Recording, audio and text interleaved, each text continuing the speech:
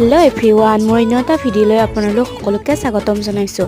আজি মানে আমাক লগৰজনীৰ ঘৰত ভাত খোৱাকৈ মাতিছে। ভণ্টি আৰু মই দুইজনী ৰেডি হৈ ল'লোঁ। এইফালে সিহঁতক ঘৰো আহি পালোঁ।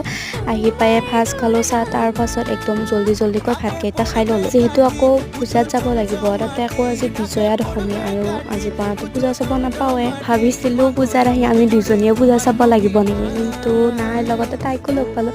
বহুত বেছি ভাল লাগিল বাৰু। দশমী পূজাৰ দিনা প্ৰতিমা বিসৰ্জন দিয়া টাইমত বাৰু কাৰ মনত এনেকুৱা ভাৱ হয় যে আৰু কেইদিনমান থাকিলে ভাল লাগিল হয়, যদি থাকিল হয় আৰু কেইদিনমান।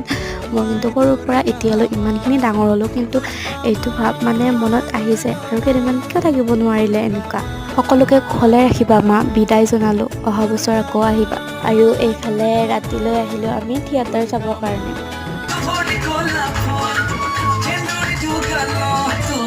ভিডিঅ'টো ইমানেই আছিল। আকৌ এটা নেক্সট ভিডিঅ' লগ পাম। আজিলৈ আহিছোঁ, বাই।